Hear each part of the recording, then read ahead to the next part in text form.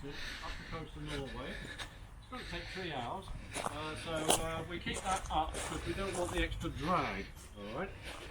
When we get to the top of Norway, we drop down to 500 feet, and then your daughter's shoelaces are coming undone there a bit. Don't want her tripping over inside the aircraft. We're going any second now. Just let me finish off this little bit. When we get to the top of Norway then, after 3 hours flogging our way up there at 145 miles an hour, we drop down to 500 feet and we spend 6 to 8 hours searching for Russian warships and submarines. Okay, and yeah, but sometime, any time now, there'll be a 380 taking off, and that is spectacular. Any time between about 20 past and 22, depending on its clearance time. Right, so where was I? Yeah, so we're searching for warships and submarines, and now when we're searching we do a lot of turning, and with the radar up like that, the wing will get in the way. When we're turning, the wing will get in the way of our radar, okay? So that drops right down, and if it went all the way down, you'd need to dig a hole about 4 or 5 feet deep down there. I'll show you a photograph when we get inside. Okay, so that's basically what we do, chasing Russian warships and submarines, which is great fun. All right. We're not at war with Russia, all right? They don't shoot at us or anything like that. They just wave to us, they get their cameras out.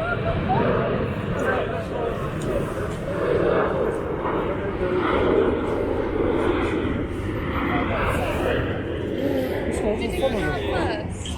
I know it's quite exciting, isn't it? He's done this many, many times. So he's heard it all.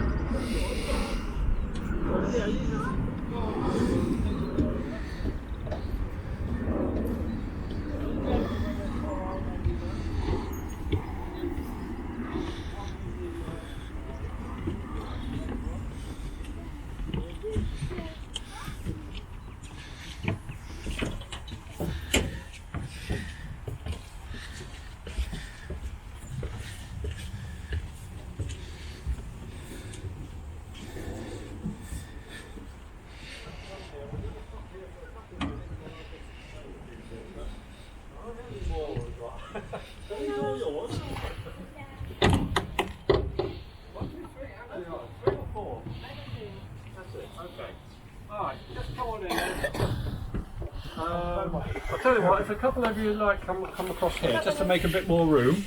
Right, now, the radar is here, okay, and these big jacks here, hydraulic jacks, lower it down and raise it up. If we have hydraulic failure, I generally ask people, I say, how do you think we get it up? It's too long to land. It's longer than the undercarriage. If you look down here, if you lifted the floor and look down, with it all the way down, let's say we've just had a hydraulic failure, so it just sinks all the way down. It's about 10 feet down there. All right, so it's longer than the undercarriage. So how do you think we get it up? People suggest, oh, we've got a winding handle like this, you see, wind it up. Nothing so sophisticated as that. We have a rope here. So if somebody takes the rope, climbs all the way down to the bottom there, ties the rope onto the radar, and then we get 3 strong men. It's called the heave-ho method of scanner retraction. Heave-ho, heave-ho, heave-ho, and then tied onto there, now we can land, okay? Now, this is what it looks like. It's in sections, okay, like that. That's top section there. Then that's called search 1. That down to there is called search 2. And then we've got another, about another 3 feet that goes down there, you see. It's really long. Yeah. But when it's all the way down there, it's causing a lot of drag. Mind you, what we do when we're searching, we pull the engines back and we're flying about 125 miles an hour. It's not very fast, you know. A bit faster than a car, not much. If you've got a BMW, we're almost as fast as a BMW. Right, so the other thing is, on this aircraft, we don't have these, but all the aircraft had them in the Air Force. A pair of 20mm cannon here, okay? They're for shooting at submarines, by the way, not shooting at aircraft.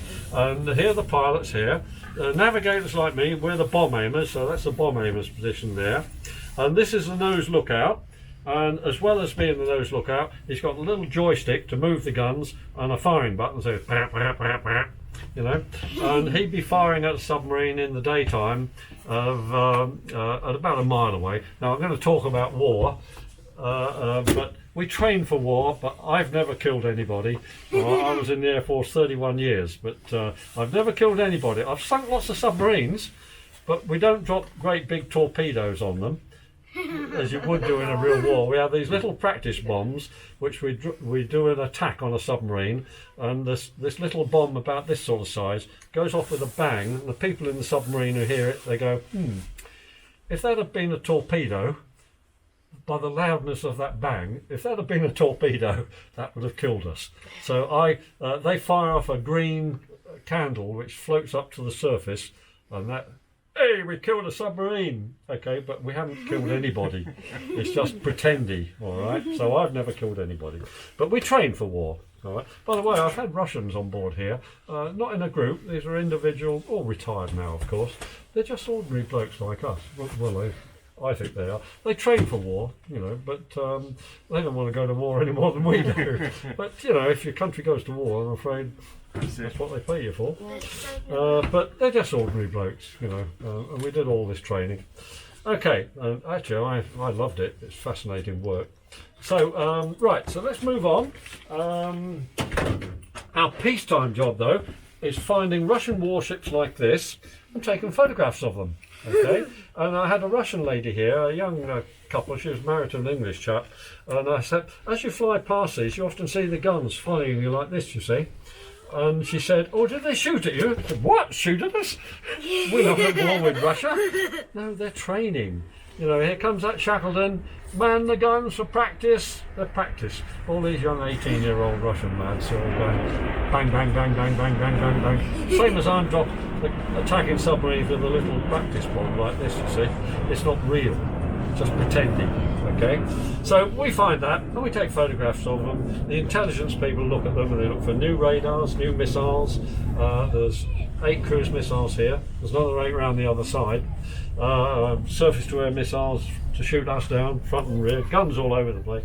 Really dangerous, but we're not at war with Russia. The other thing we're looking for is diesel-electric submarines. Now, when I went onto the Nimrod, the jet aircraft, we're tracking Russian nuclear submarines. Okay, but in this aircraft we can't do that, or we haven't got the equipment. So we're tracking diesel-electric submarines. All right, they're just like German U-boats during the Second World War. Most of the time they're on the surface, because they go a lot faster on the surface than they do underwater. So if their target, one of our aircraft, well, our one aircraft carrier, is 100 miles away, there's only one way they're going to get there, it's on the surface. Yeah. And that's how we catch them, okay? Unfortunately, they have this that picks up our radar. So if they pick up our radar coming towards them, they're going to go underwater, okay? So in the bomb bay under here, I've got 20 sonobuoys I can drop in the water, and our guys who operate that equipment can track the submarine underwater, send the information to me, and I can guide the aircraft around and drop a torpedo on in wartime, or a little practice bomb in training.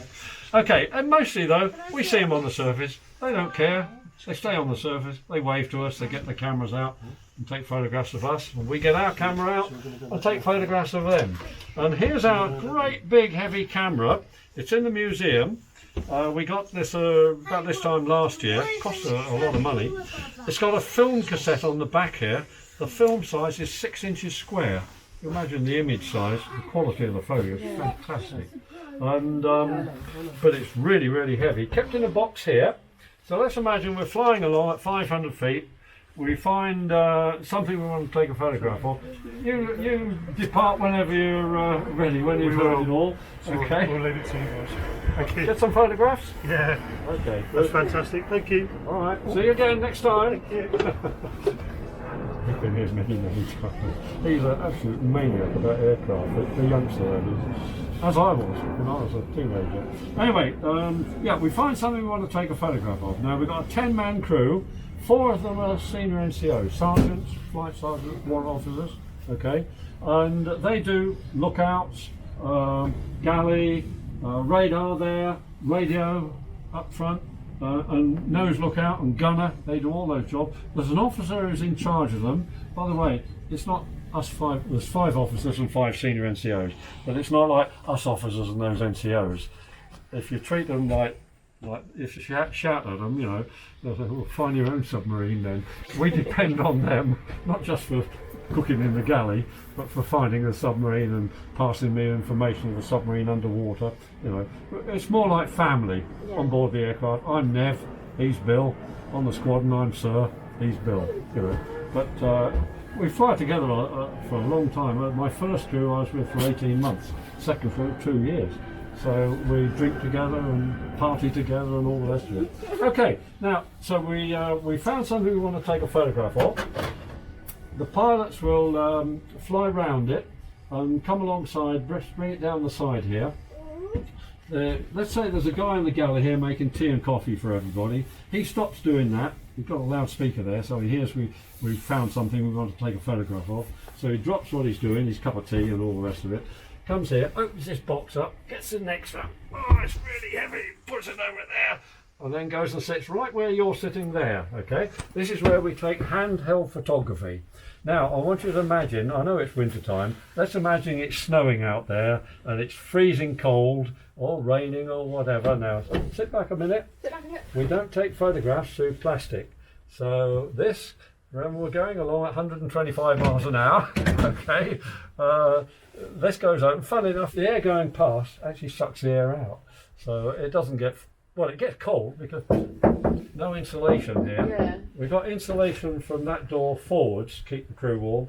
In the nose, we've got petrol heaters that blow hot air through and keep everybody up there. Down my back here, it's freezing cold and really noisy because you've got 2 engines just outside here. And if ever I say pardon, by the way, we're all deaf because flying on this doesn't do your hearing any good. Nimrod's just the same as well, just as bad. Different noise, but really noisy.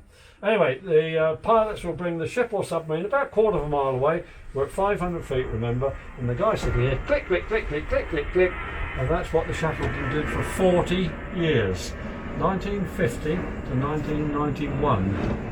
Okay, I was on it for 6 years. Okay, there we go. Let's move on forward then.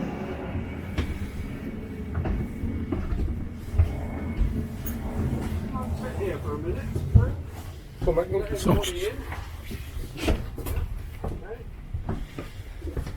Okay, pudge up, make room for everybody.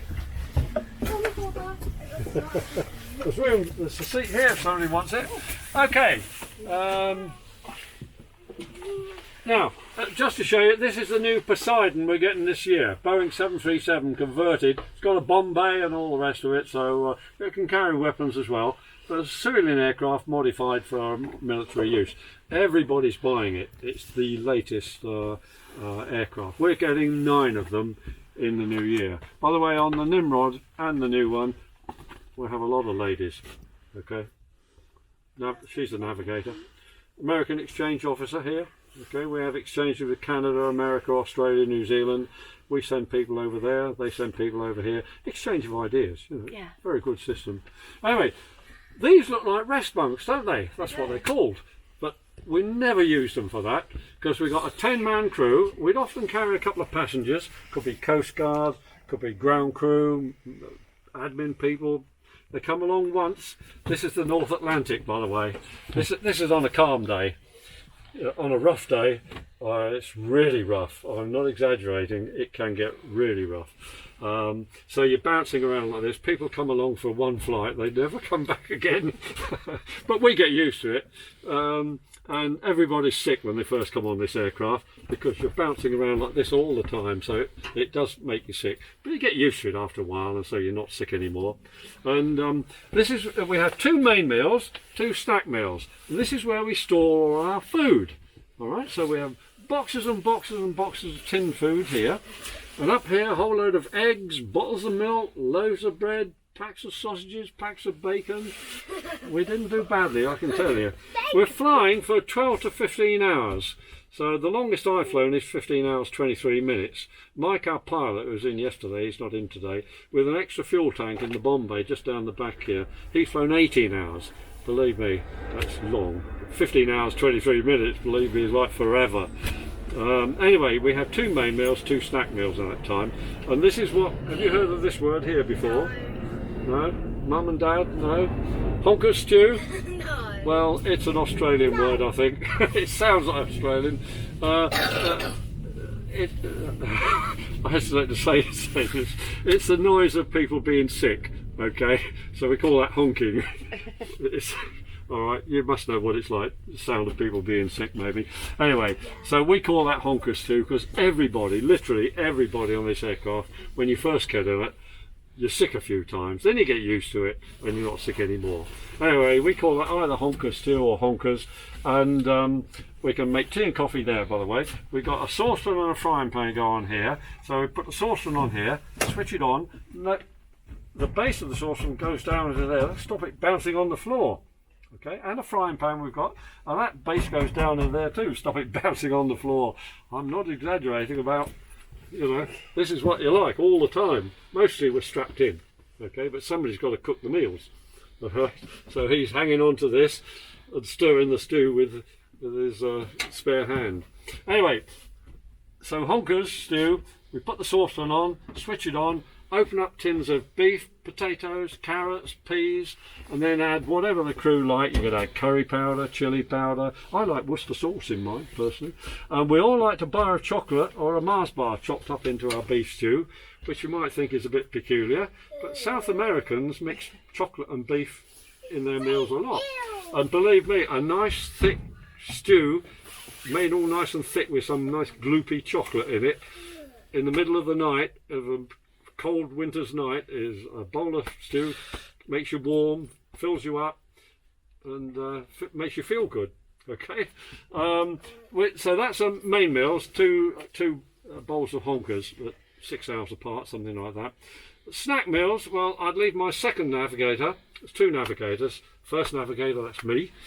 Second navigator, he's done the 6-month course, he's still learning the job. Okay, so I leave him navigating up the coast of Norway back there. After we're safely airborne, I come down here, put the urn on for 2 cups of tea, put the frying pan on here. We don't have any oil in those days. Big pack of butter, big chunk of butter into the frying pan. 2 eggs into there. We've got a grill here. Open a pack of bacon, stick some bacon into there. 4 slices of bread, 2 bacon egg sandwiches, some sauce, 2 cups of tea, 1 for me, 1 for my mate, my second navigator. Okay, so that's a snack meal. Other snack meals I've had: baked beans on toast. You can do toast in here as well. Baked beans on toast with bacon, scrambled egg on toast with bacon, a couple of boiled eggs with toast soldiers, you know, a couple of poached eggs on toast with bacon, or fry up some sausages, sausage sandwich. You know, it's man's food, all right. By the way, I didn't point out, but down the back there's the gentleman's toilet with a stand-up bit and a sit-down bit. It's just a caravan type toilet, you know, it's a bucket in other words. But it's good enough for men, isn't it? You know, it's not what men are like. Okay, now this is the dining room for 10 or 12 hungry men. Looks a bit small, doesn't it? That's because most of us ate where we worked, up here. The only people who can't do that are the pilots with their flying controls in the way. Okay, so you're going to go up there any second now. So got your cameras with you, mobile phones with your cameras, and take photographs of these youngsters flying the aircraft. All right, well we'll do that next. Anyway, because the pilot's got their flying controls in the way, one pilot's flying it at meal times, the other guy's down here having his meal. When he's finished, they change over. Okay, right. Now, these things sticking up here, these are the wing spars, hold the wings on. So we've got to have these, but I'm afraid it's not like a passenger aircraft. Okay.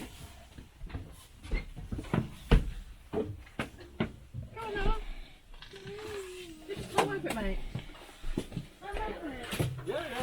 No. Jump. No. All right, climb. Go on, you can do it. You can do it. Go on, Nicky, show him what to do. I'm 81 years of age. I can do it, so I'm sure you can. That's it Yeah, now. this is better. There's no other stuff on the other side here. Come on, you can do it. Right, you can climb up into one of these seats here, the pilot seats. You can hold on to the flying controls, pretend you're flying there. Your mum or dad will take a photograph of you.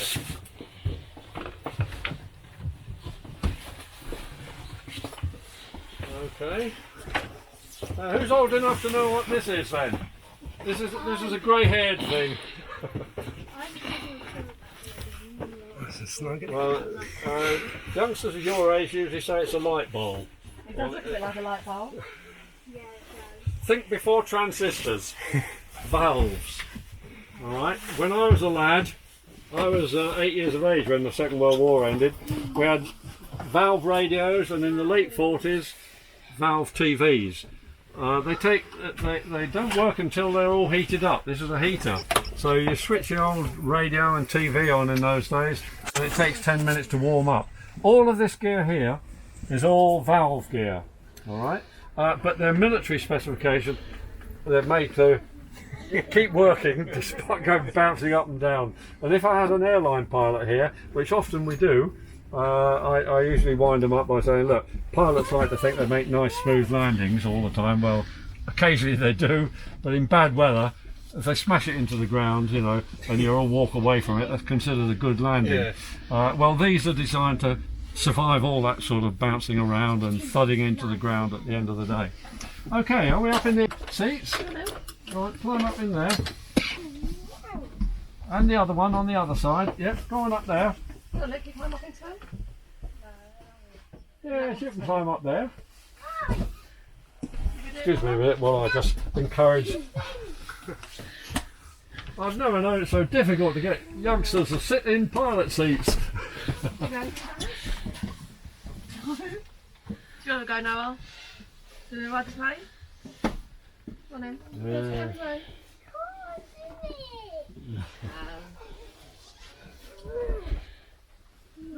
Right, hold on to the flying controls, let Mummy take a photograph of you. Flying the aircraft.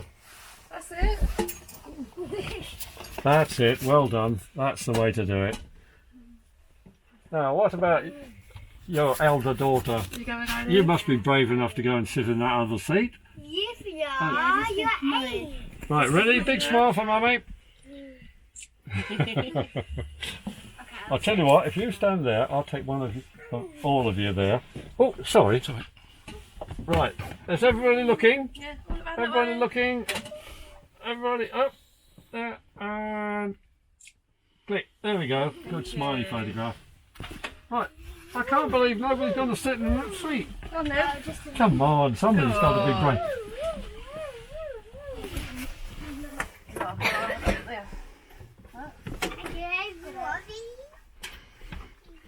That's it, well done. Now, then if you've got 2 of those things, your brother over here has only got 1. That's because that little one you're holding onto there, that's for taxiing the aircraft on the ground, because the runway's over there somewhere. So you press that little button there, see the button on the top? Yeah, you press that down, and the nose wheel's down there, and that's like driving your car using the nose wheel to steer the aircraft round to the runway. When you're on the runway, you let go of the button and then take off using the big one. Okay, so hold on to the flying control so Mummy can take a photograph of you then. That one. Do you remember what that one does now? Yeah. Well, you can get Daddy in there in a minute No, if you like. over here. Most of the kids really want to get up there, you know. They're cool. Now, down in the nose there, normally we'd have a nice leather mattress down there for the bomb airman. That's the 2 navigators. One of us will be the bomb airman. That blue glass down there is the low-level bomb site, which is for doing a night attacks on submarines. Okay. Yeah, I'm going to sit there in a second and explain a bit, because this is where the 2 navigators sit. Okay. You can go down in the nose if you want to, but mind your head as you go down there. Yeah, in the nose, we should have a pair of 20mm cannon, but we don't have them. We're making some wooden ones. Okay. The one at Coventry actually has wooden ones, all painted up. They look totally real. Yeah. So it's just a case of time and You want to go down there now? Okay. Well, if I can explain to it, I'll just sit in here. It's all right. You stay there. You want to go down that way? Yeah, it's well, I had a chap here the other day. He had to leave with claustrophobia. Oh, okay. My granddaughter, when they were a lot younger, this must have been about 10 years ago now, she said, "How do you possibly work in here, Grandad? It's so tight and small." Well, it doesn't seem small to me, but anyway, let me explain this. This is where I sit with two navigators. I'm the first navigator, senior, and then I have a second navigator who I can shout at, you see, and tell him what to do. We change seats every 3.5 hours. So when he's navigating up the coast of Norway, this is England here. We've been to Cornwall. This is Cornwall here. Okay. Been to Newquay. Here, where our big Air Force base is here. This is Wales over here. This is the, what do you call it? Bristol Channel. Yeah. And the Irish Sea. Anyway, he's navigating up the coast of Norway for 3 hours. So what am I doing? I'm sitting here going, well, I made him a cup of tea And his bacon sandwich. Bacon egg sandwich. I've eaten mine, drunk my cup of tea. I'm going to be making decisions when we get to the top of Norway in 3 hours' time. We're flying for 15 hours, so I've got to get some sleep. The pilots have some sleep. One flight flies it, the other guy has a little doze. So I'm sitting here, and then I wake up after a couple of hours, and then we change seats, and we're starting the search now. My second nav comes here, because this is for attacking submarines. Now it's peacetime. We're not going to attack any submarines in peacetime, alright? Unless it's an exercise. And also, we've got to find a submarine first. So my second navigator has worked for 3 hours. He can now have a little...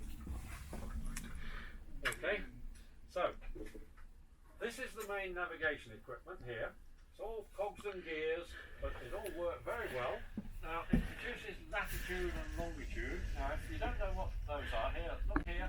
Look, this is these lines here are latitude lines.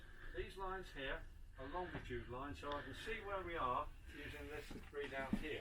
But that's not a very easy way of seeing where you are. So we have these two projectors, okay, and they have a glass plate underneath them, and they project down onto the tables here a light arrow, about that size, little arrowhead on it, little bar like that. That's where the aircraft is. Okay, so this would be here at St Morgan near Newquay. Alright, I was there for 8.5 years when my two daughters were very young.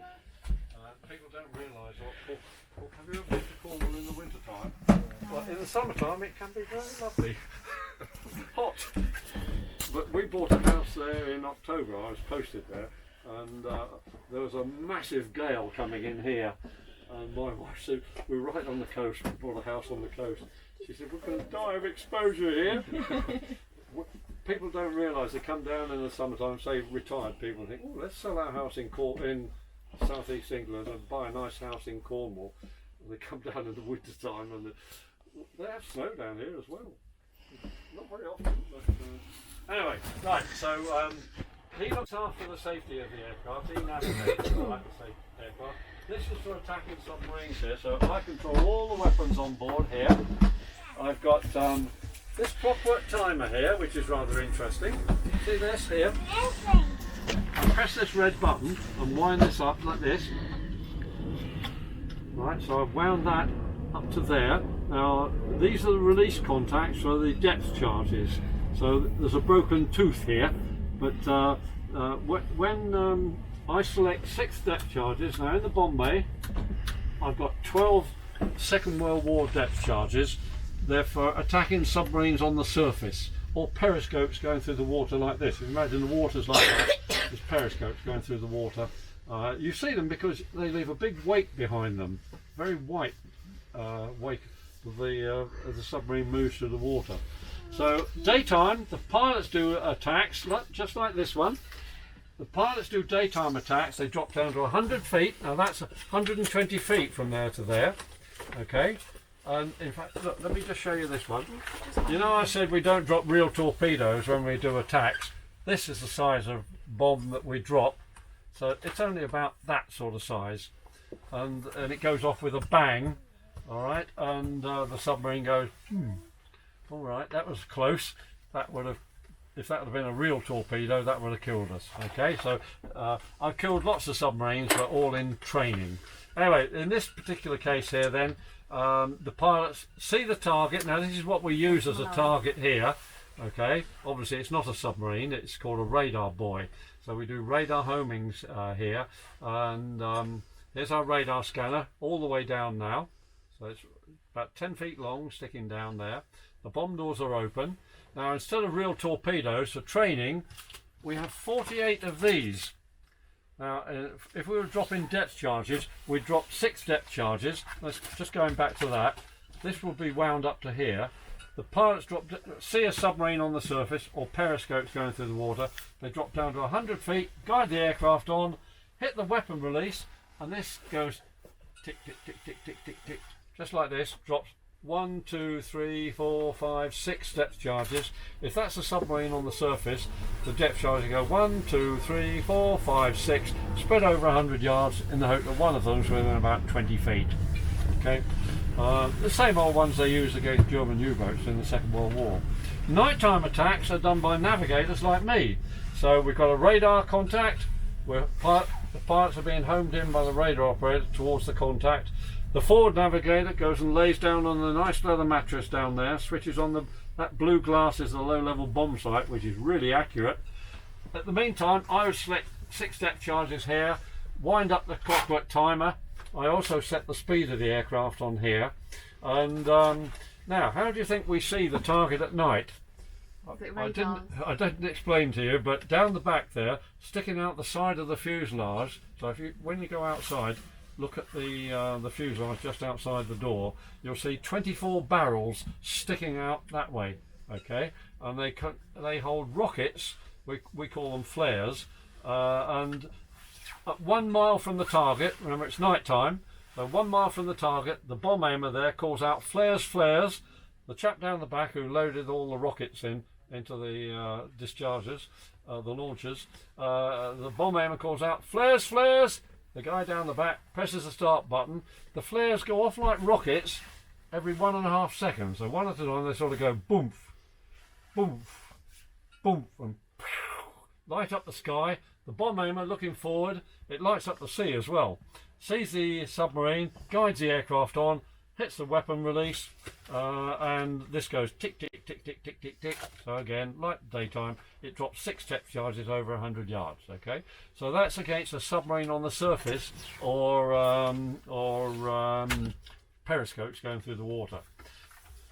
I also have 3 torpedoes here for attacking submarines underwater, and in the bomb bay under our feet, I've got 20 of these sonobuoys. They're almost as tall as I am, so they're very big, they're very long, but that round cost £600 each, by the way. Yeah, they're quite. That was back in the 1960s, so I don't know how much they cost now. And full of valves. And a car battery in here. We didn't have lithium batteries. There's a car battery in here. So now let's just quickly imagine the. Oh, you come back. Right. You guys haven't seen a membership card, have you? Oh, the one he had before. Yeah, he must have. All right, it's one of these, folks. If you've seen it around. No, that's his. It's not I can't say I've seen it. that's all right. We'll leave it to it. We'll take all. You might look on the way back. Yeah, thank you. Okay, let's imagine we've got a radar contact. There's the radar down the end there. Now, it's night time, so that we can't see the submarine. The radar operator's given guidance to the pilots to home them in towards the submarine. Now, that grey equipment there, it has an aerial on the roof that looks like a big spark plug. Okay, that's the aerial for that grey equipment. Submarines have that, and that picks up other people's radars. Okay, so the submarine's going to pick up our radar, and he's going to go underwater. You're not going to stay on the surface to be attacked, are you? You're going to go underwater. So by this time, I wake up, okay, because I'm listening on my headset, even though I'm asleep. I'm still listening, and I wake up. We've got a radar contact. I switch my equipment on. I've got my aircraft symbol coming down here. Now this is the attack chart here, and with me the submarine always starts in the centre here. Okay, and so radar passes me a bearing, a direction and range of the submarine as it went underwater. Okay, now this is 12 miles here. That thick line there is 10 miles. So let's say he gives, that's north by the way. This is south towards me, east and west. Let's say he gives me the submarine went underwater in a direction 045 degrees at 10 miles, which is 045. There's 10 miles. So I quickly moved my aircraft to that position there.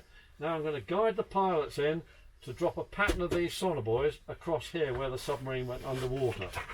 Here's my weapon release that should be in a clip down there, which I don't have. So I've got that.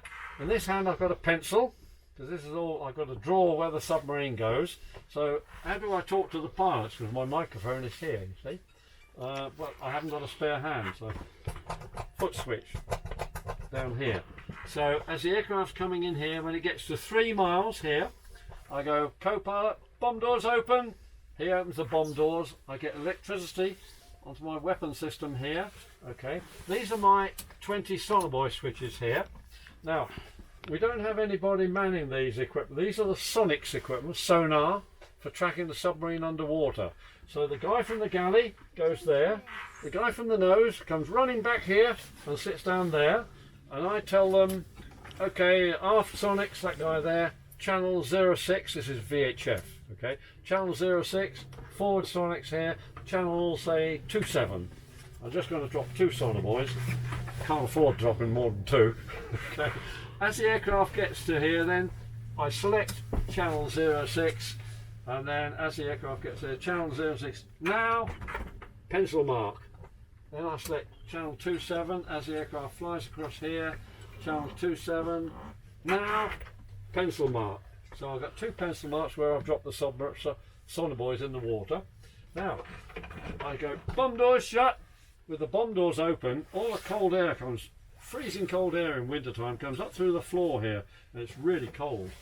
But when we close those, the fan heaters in the nose blow hot air through here.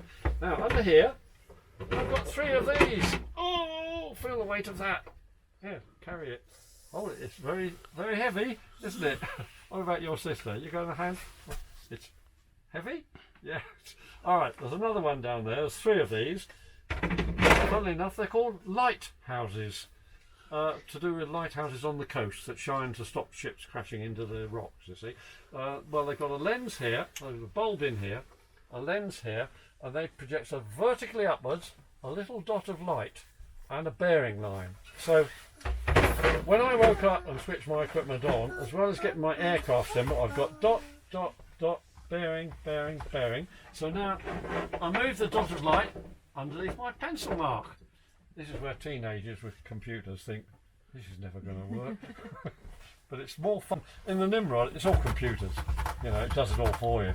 But here, you've got to do it yourself, and you've got to be accurate too. So I move the dot underneath my pencil mark there. Then I use this one underneath that pencil mark here. Then I give these guys the thumbs up. They can start sending me bearing and range information. So when they do that, these 2 bearing lines, much sharper than my fingers here, come along and cross. Where they cross, that's where the submarine is. Pencil mark. Where's my aircraft? Oh, here it is. It's being projected down on my arm here. Okay, so I tell the pilots, come right, roll out on attack heading 360. So, oh, big heavy aircraft like this.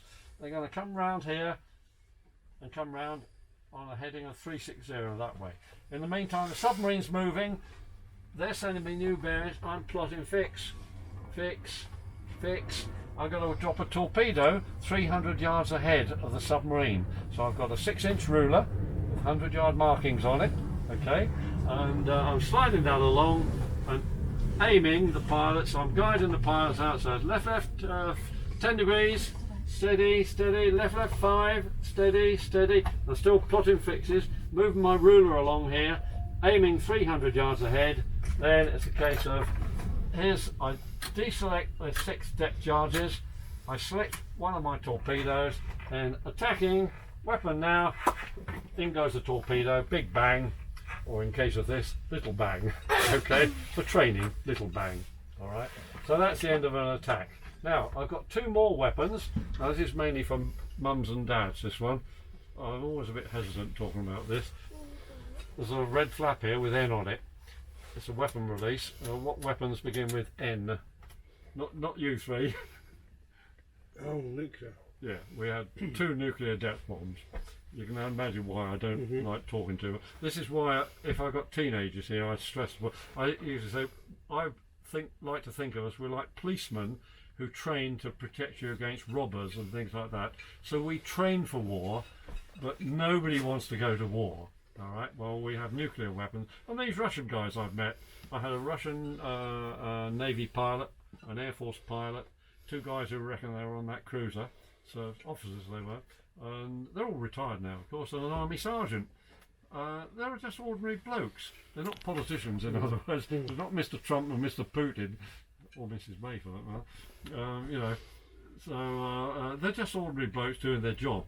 So this was a very interesting job, and I love this. And I did it for 25 years on the Nimrod and the Shackleton before I killed over at the age of 47, which was a bit of a shock. Living up in Scotland with a house, a mortgage, and suddenly no job. And they don't pay for you to move back down south again. That's it, you're on your own once you're out the door. Anyway, yeah, we have a two-man principle on the nucleus with the first navigator, I could be sitting there, and the first pilot sitting there. So when we, let's imagine sometime in the trip, by the way, I've never carried a live one. I've carried dummy ones many times. We go through all the procedures as though they were live. You know, including they're American weapons, so the Americans load them, and I go and sign from for the weapons from the American Navy officer. Then it's my responsibility to get them back again when we're finished with them. So sometime in the trip we get a message coming in from radio there saying, for training, for practice, NATO has authorised the use of tactical nuclear weapons. So that's one tick in the box. Okay. So now sometime later I'm sitting there, my second nav's here, we get a submarine, he drops a pattern of sonar buoys, he's tracking it underwater. This is where I hear, I'm the first nav, I get on the radio to our friendly ships. We can't go dropping nuclear weapons around our friendly ships without telling them or actually asking permission. So I get onto the air controller and ask permission. Let's say he gives permission. So now I've got the checklist out. I give the my second nav the authority to arm up number one weapon. So here's number one controller, here's number two. So he arms up number one. Then the last check I tell is select number one. So it's got a live nuclear weapon selected, ready to drop. If he pressed the release button now, absolutely nothing would happen, because the first pilot there, he's got a switch called the bomb release safety lock, and it's in safe at the moment, so this release button doesn't work. This is a two-man principle, you see. They have it on small submarines. You've seen them with two keys. Well, I said, well, we don't have that system, but I'm the only one who can arm up, or we are the only ones who can arm up the weapons, but we can't drop them without the pilot making the bomb release live. Okay, so the first pilot goes, oh, I've got the message for training, authorised use and all that stuff. He heard me on the radio, get permission from the ships, so he goes, bomb release safety lock live. So my second nav now still plotting fixes, goes attacking, weapon now. And when he presses that button, when he says now, the pilots who've each got nuclear release, they press their buttons as well in case our button doesn't work. Anyway, that's the end of my little story, and I think you've had enough in here, haven't you? You can go to sleep in there, you know, if you want to. These armchairs, by the way, we removed a lot of the armrests to make more room, but they were, in the days when I was flying in, they were really comfortable. So I'd have two armrests like that, just like that, and it's no problem getting some sleep, I can tell you.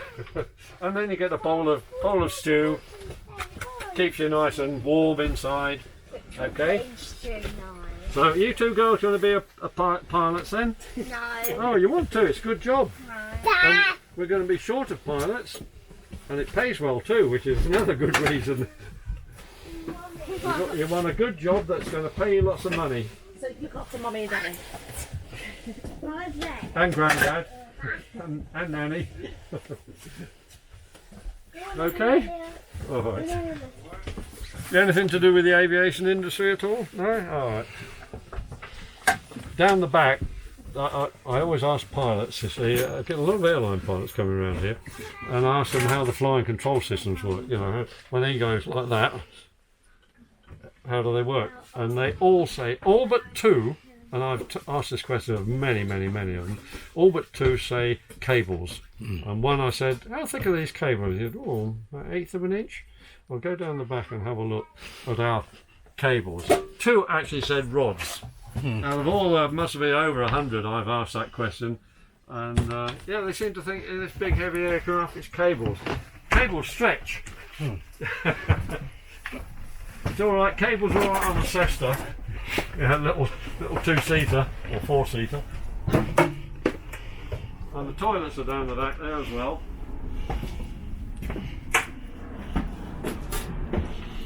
So you can see the pissoir there, the stand-up bit.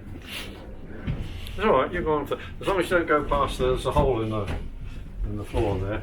But yeah, see these big rods, so they're not cables. As you can see, look at these rods with levers turn those big 4-inch rods there. The nearer one goes up to the rudders. The far one, through all those linkages you see down there, turn another big rod going that way. And there's the elevators going up and down like that. Okay.